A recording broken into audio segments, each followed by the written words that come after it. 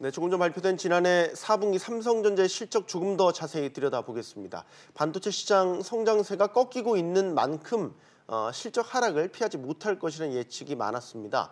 매출 59조 원의 영업이익이 10조 8천억 원 이렇게 기록을 하면서 어닝 쇼크 수준의 성적표를 내놨습니다. 네, 이제 관심은 올해 시장 상황에 모아지고 있습니다. 반도체 고점 논란, 또 애플 쇼크 등 전반적인 IT 업종 부진에 따라서 올해 전망은 더 어둡습니다. 과연 올해 삼성전자는 어떤 흐름을 보이게 될까요? 관련해서 전문가 이야기 나눠보도록 하겠습니다. 현대차 투자증권 노근창 센터장입니다. 안녕하세요. 예, 안녕하십니까? 네, 센터장님, 이 정도 실적 수준이면 어닝 쇼크라고 봐도 되겠습니까? 작년 4분기 삼성전자 실적 일단 총평을 좀 해주시죠. 예, 뭐 사실 실적이 나쁠 거라고 예상했기 때문에 이거보다 더 나쁘니까 어닝 쇼크인 거는 분명하고요. 다만 4분기란 시점이 항상 보면 뭐 비용을 상당히 많이 잡습니다. 성과급도 많이 지급하고 그다음에 재고 관련된 재고 정리 비용들도 많이 들어가기 때문에 뭐 예견된 어닝스 쇼크였는데 그거보다 좀 더 나빴다. 뭐 그 정도 수준으로 이번 실적을 평가하는 게 맞을 것 같습니다. 네. 네. 자, 그래도 연간으로 보게 되면은 지난해 실적 나쁜 편은 아니죠?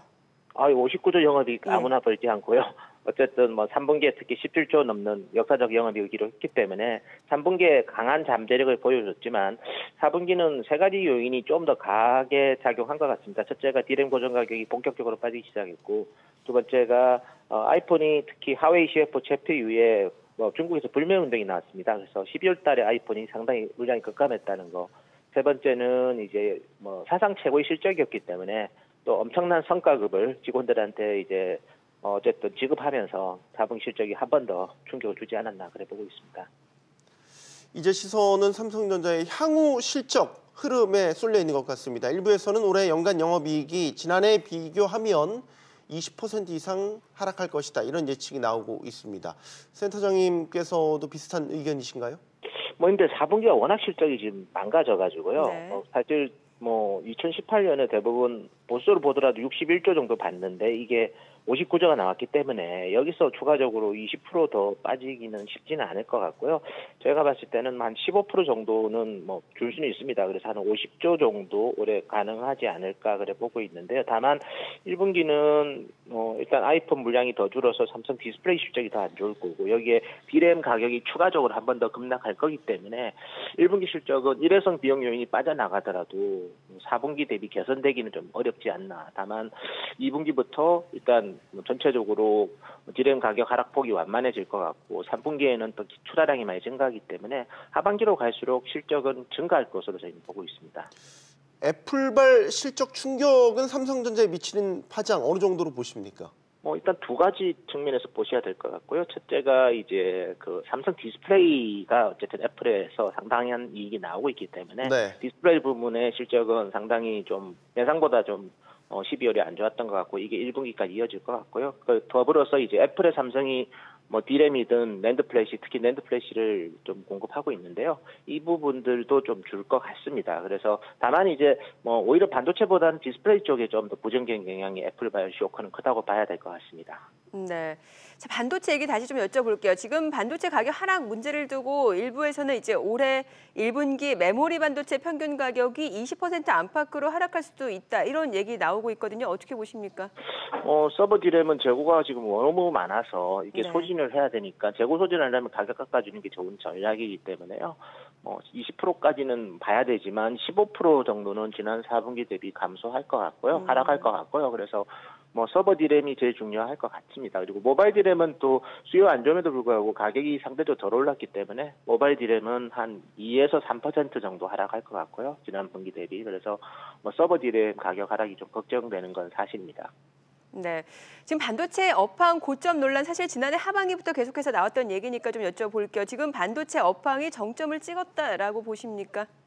네, 일단 가격 면에서는 지난 3분기가 정점이었고요. 예. 이제 시장의 이제 밸류 관점에서 금액 기준 매출액을 보면 올해가 작년보다 성장하기는 힘들 것 같고요. 그래서 당연히 고점을 찍은 것 같지만 문제는 이제 바로 또 내년에 또 회복이 될 것 같거든요. 그래서 저희가 봤을 때는 연간으로 나누면 작년보다는 좀 D램 쪽 매출액이 줄겠지만 분기로 보면 또 회복을 3분기부터는 할 거고, 그리고 그게 이제 바로 침체로 가는 게 아니라 내년에는 다시 뭐 특히 전 글로벌하게 5G 서비스가 확대되면 기지국의 데이터 센터를 이제 안에다가 마이크로 데이터 센터 투자를 또 해야 되거든요. 그래서 그걸 감안해 보면 2019년에 조금 하락하겠지만 2020년에 또 탄력적인 회복도 기대해 볼 수 있지 않나 그래 보고 있습니다.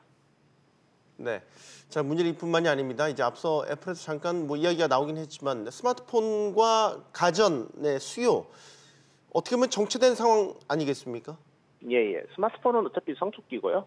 뭐 중국만 하더라도 물량이 주는 이유가 가입 보급률이 이미 90%가 넘었습니다. 네. 스마트폰 없는 사람은 없기 때문에 이제는 새로운 서비스가 나와서 마케팅 비용을 내고 집행하기 전까지는 스마트폰 교체 주기는 계속 길어질 겁니다. 그래서 그 교체 주기 길어지는데 뭐 사실 어떻게 해볼 방법이 없기 때문에 오히려 결국 기대할 거는 5G 서비스의 글로벌한 롤아웃이 될 것 같아요. 그래서 그 시점이 2020년부터 본격적으로 전 세계적으로 5G 서비스가 되면 스마트폰 수요도 신규 수요와 함께 교체 주기가 짧아지면서 다시 회복될 것으로 보고 있습니다.